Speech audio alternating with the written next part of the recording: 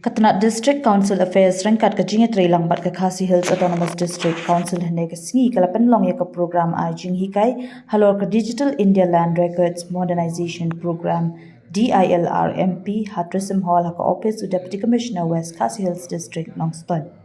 Kajing temu jong kan ke program kalong ban pensengu thu bat ajing hikai halor kumno ban register ya ke rukom long try ki jaka da kajing penerkam ya ki kor ke juk start menta.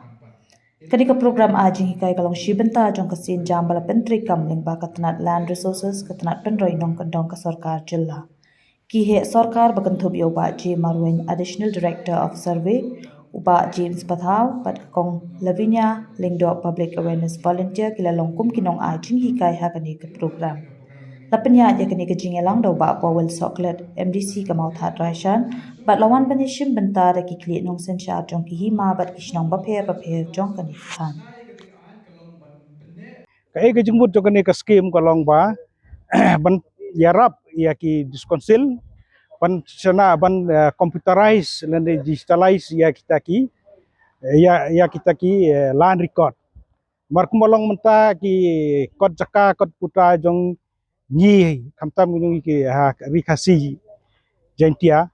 ni shu ya tho ya tar untuk teng gitu ki kod jaka na lawan ki bu aka ki ying sinong ne kedon berteng hitra jaka te lawan da kawai pade ka dorbar teng gitu ki kod jaka ki jano te kadon teng ki dara yap ki pa kadon ka jing du jing mentoy teng gini ki khunru kim tip gitu kod jaka lara computerize kemud kila banwat mangin sab bu da ka app suba kila banwat ya ki kod jaka kod putra ke baya dei ber katu jaka jong ki lengba ka keyboard komputer bat ya kini kade ke jing sedang bat kan kai ka ba ngile gini kod jaka kalong ba kat ka kendon an ka ba ka diskonsil kala pas bat kaba sultanat ni kalong ba kani ka skim kampen kela ya kar kombat jaka kaba kibat